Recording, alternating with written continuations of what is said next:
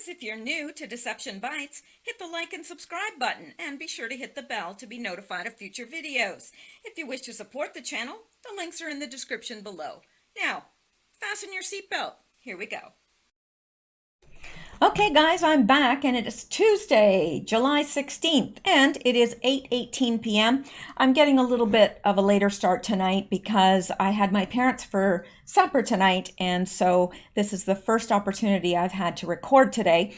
So what we're going to be doing in this video is getting into the Q posts. There are a few from today, and after that will be this video, and then I'm going to be, while this is uploading, I'm going to be recording the Q related news, and there is lots of that. I probably have at least 3 videos worth of just news. So let's see how far I get tonight. I can't promise 3 videos, but I can certainly promise 2. So there you go. Let's get right into it. Now this will be a rather short video because there's not a lot of posts today, but the night is still young and Q could certainly still post. So I don't know if this is it for him tonight or not, but let's take a look anyway. And we are starting off with this. And Q is making reference today to his earlier post from September 15th, 2018. And it says, they want you divided. Divided by race. Divided by religion. Divided by culture. Divided by class. Divided by political affiliation. Divided, you are weak. Together, you are strong. We, the people. Where we go one, we go all. Q. Now, he has also left us a link, and that goes to Ilhan's Twitter, and we're going to go there now. And beneath that, he asks, define projection. Q. Let's go ahead and look at this and see. Hope everyone's doing all right today. It's been a wonderful day here. I hope that you guys have similarly had wonderful days wherever you are. I'm sure if you are in Louisiana, you may not be having a wonderful day. And I do pray for those people. Now, let's take a look at this. This is Representative Ilhan Omar. And it says, this president would love nothing more than to divide our country based on race, religion, gender, orientation, ability, or immigration status. This is the only way he thinks he can prevent the solidarity of working people. We're not falling for it. Now, isn't that interesting? Because she is accusing the president of what she herself is doing. And of course, that is the definition of projection. Like perhaps if you are cheating on your wife, you will project to her that she is cheating on you, even though she's not. That is a classic, example of projection. There are many, many more, but generally it's when you are projecting something that you yourself are doing or a fault that you yourself have, and you project it onto another person or a group of people, what have you.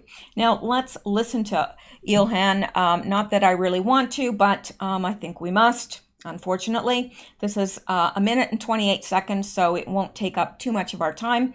And let's listen now. Let me see. I'm going to have to turn this up. And let's go. This is a president who has openly violated the very value our country aspires to uphold. Equality under the law, religious liberty, equal protection, and protection from persecution. And to distract from that, he's launching a blatantly racist attack on 4 duly elected members of the United States of House of Representatives, all of whom are women of color. This is the agenda of white nationalists. Whether it is happening in chat rooms or it's happening on national TV, and now it's reached the White House garden. He would love nothing more than to divide our country based on race, religion, gender, orientation, or immigration status. Because this is the only way he knows he can prevent the solidarity of us working together across all of our differences. The only way to prevent us confronting the problems our country is facing, whether it is healthcare, climate change, student debt, or our endless wars. This is his plan to pit us against one another. Now, I've never seen anyone it seems like these four individuals, it has nothing to do with their color. Nobody cares about what color they are. That is irrelevant. It's the fact that they hate America. That is why they're being called out. But they're not going to, accept that. They're going to say, oh no, it's because we're women of color. That's right. It's because he's a racist. He's a white nationalist. That's why he's singling us out. No, it isn't.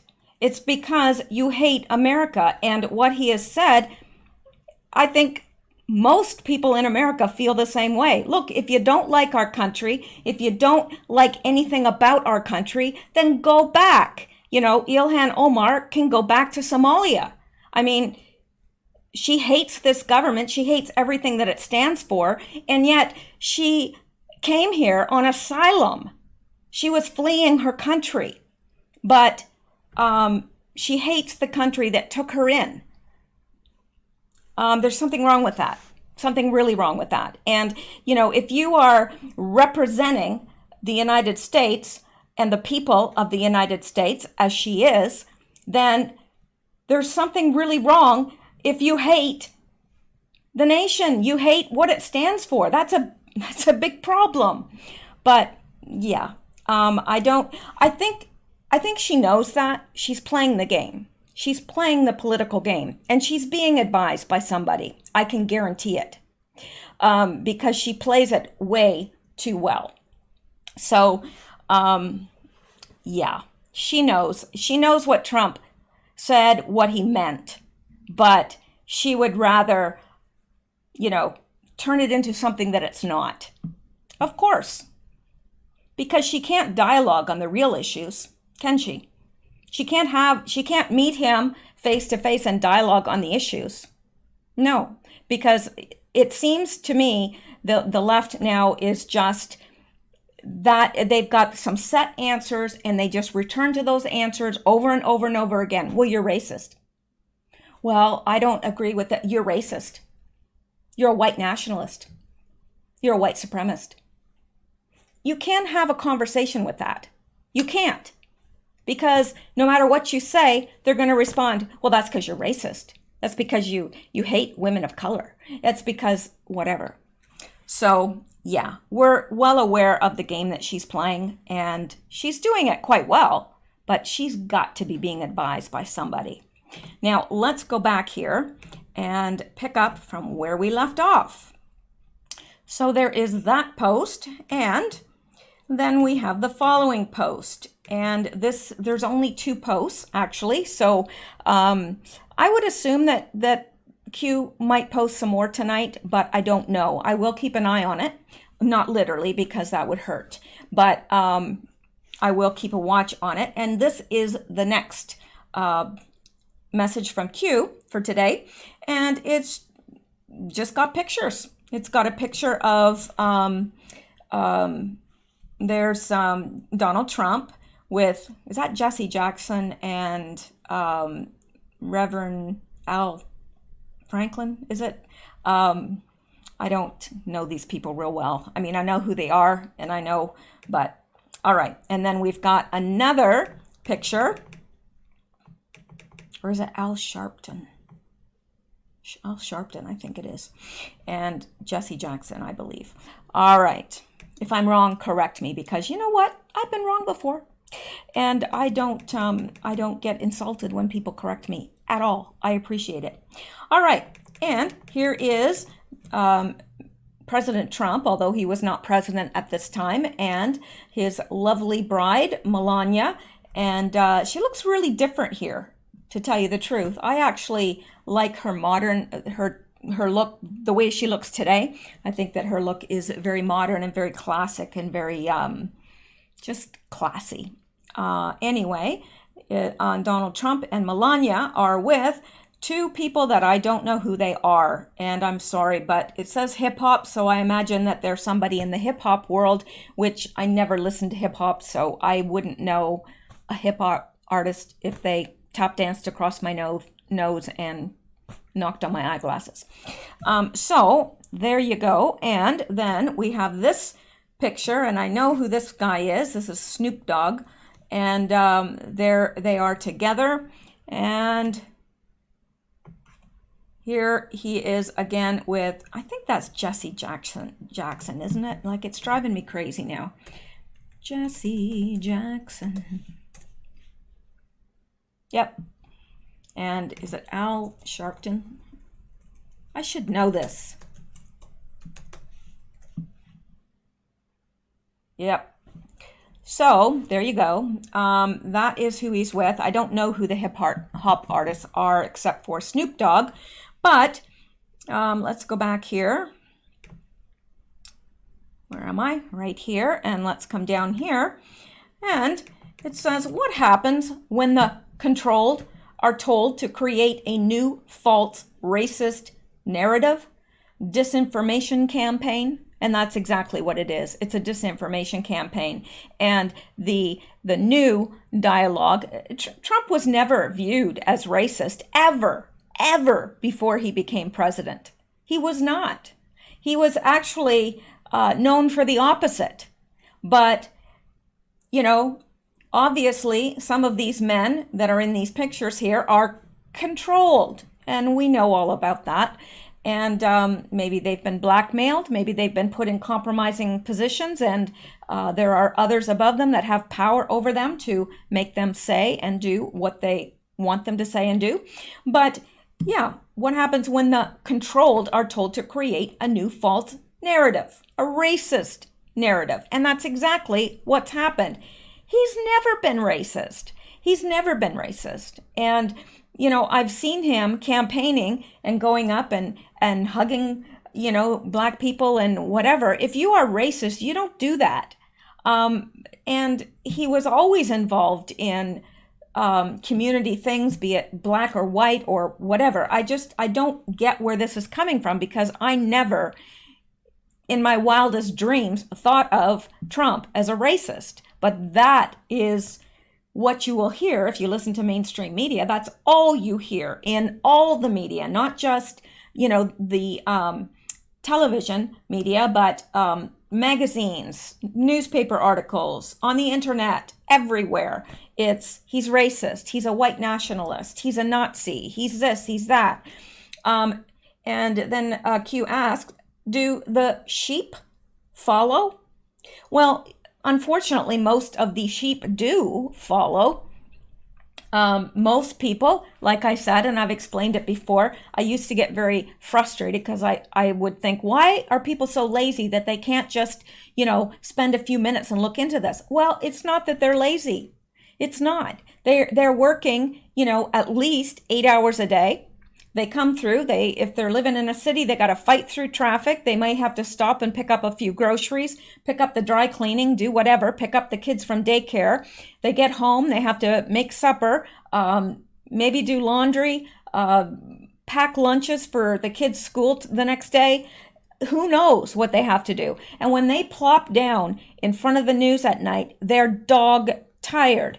And we know that the television has a flicker rate that causes you immediately to go into, I believe it's delta waves, but it's the waves that are hypnotic. It's putting you almost in a trance so that you are more open to suggestion. And even a lot of the openings on the news, and I've seen this before, I would have to go back and get that information, but it's actually designed to put you into that trance faster with whirling circles and things like that. It literally gets you into that trance-like state where you are very, very open to suggestion. And they need that. They need that because, number one, you will buy the propaganda because you have been lulled to sleep by the flicker rate of the TV, and you really can't help that. If you're human, the flicker rate of the TV is going to put you into that state of mind. And also, they need that because the advertisers are the ones that are paying the way for all these stations, and they need you in that suggestible state so that you will buy those products. So actually, that is very good reason, or one of the most important reasons why I don't watch TV. The more I studied this, and I do have a degree in new media and graphic design, and so when I studied this and saw how much we were being manipulated, I thought, no, I'm not going to pay to be manipulated. And you know what? The thing is, it used to be, I would sit there and I'd see all these things for, food and stuff, and I'd get hungry and I'd think, yeah, I'd like to buy one of those. Well, I don't have that anymore. It's very rare that something, I'll see something in a magazine and go, gee, I'd like to get that. I just don't. And yet TV watchers constantly, these suggestions are made to them and they think, yeah, I do need that. Anyway, they are trying to put their narrative in our mind and have us believe it. And when you are dog tired and you sit or lay down in front of a TV with the flicker rate, what it is, puts you into this delta, I believe it's the delta state, and makes you very, very open to suggestion and open to them placing these thoughts and this narrative into your mind. So these people, it's not that they're stupid. They're not stupid. It's not that they're lazy. Most of them are definitely not lazy. It's just that they are so caught up with everything it takes to live. And it takes a lot these days, and increasingly more and more. So they're tired to begin with. They sit down there and they're literally hypnotized by the TV, literally. And there's a lot of information on this out there if you want to look it up. And I have done a lot of research because I have a psychology degree. And then when I took advertising and all that, I kind of married the two together.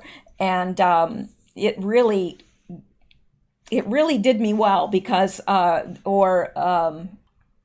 those two really complemented each other, because really I was able to see very clearly what they were doing and how they were doing it. So yeah, we are manipulated every day of our lives. The colors, even the colors in ads. And I know this as a graphic designer because you put certain colors. A lot of food places are either yellow or red. Those are the big ones, yellow and red, because those are impulse colors. It makes you want to be impulsive, like, yeah, I want a hamburger. And that goes for a lot of colors. I mean, anything with nature in it or organic will have a lot of green. Browns, wood-like color to remind you of nature. We are manipulated every day. Every time we leave our house, we're being manipulated. Everywhere we go, everything we see, everything we hear. So yeah, that is what they're doing. They are just changing that narrative. It doesn't matter that it's not true. You say it enough times and people will believe it. And I'd say a good amount of the country does believe it, even though I have asked people, they'll say, well, he's racist. And I'll say, well, would you be able to just give me one example of a racist action that he's taken? And they're like, well, there's lots of them. Okay, well, then it should be pretty easy to just give me one, right? But they can't. They can't even give you one. But they'll just keep saying, well, everybody knows he's a racist. Oh, okay, that's fine. That's fine. I'm just asking you for one example. Can you give me one example? They can't. They can't. Try it yourselves. They won't be able to.